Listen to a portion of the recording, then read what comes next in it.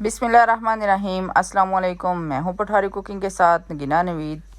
जी viewers, तो आज हम लेके आए हैं बहुत ही मज़ेदार ज़बरदस्त रेसिपी। बहुत ही मज़ेदार रेसिपी है, आप इसे ज़रूर ट्राई कीजिएगा। चलते हैं रेसिपी की तरफ। सबसे पहले हमने प्रेशर कुकर में आधा किलो कीमा, 2 अदद टमाटर और चंद जवे लहसुन के हमने ले लिए, 1 टीस्पून नमक मिर्च और 2 अदद प्याज।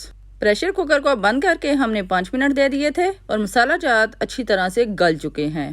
और आप देख सकते हैं कि टमाटर के छिलके कितनी आसानी से हम उतार रहे हैं।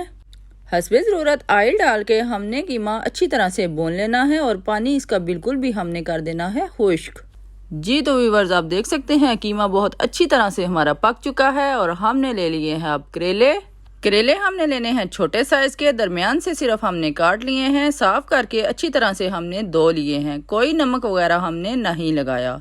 और इनके अंदर हमने भर लिया है कीमा और अब हम लगाएंगे इनके ऊपर धागा हम जरा कस के लगाएंगे, क्योंकि जब हो जाएंगे करेले फ्राई तो धागा खुद ही ढीला हो जाएगा। जी तो आप देख सकते हैं हमने तमाम करेले तैयार कर लिए हैं और ऑयल हमने रख दिया है गर्म होने के लिए। ऑयल को हमने ज्यादा गर्म नहीं करना, हल्के गर्म ऑयल में हमने करेले ऐड कर दिए हैं और आंच हमने हल्की कर दी है।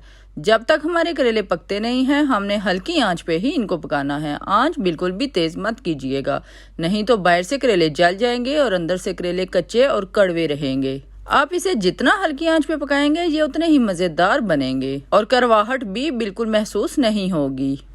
और यहाँ आप देख सकते हैं अल्हम्दुलिल्लाह से हमारे करेलों में हल्का गोल्डन कलर आ चुका है, लेकिन ये अभी तैयार बिल्कुल भी नहीं हुए। अभी हमने इनको और पकाना है ताकि अच्छी तरह से इनकी करवाहट खत्म हो जाए। तो चलिए तब तक आप मेरे चैनल को कर दें सब्सक्राइब और बेल आइकन को दबाना मत भूलिएगा, ताकि मेरी हर आने वाली न्यू वीडियो सबसे पहले आप तक पहुँचे।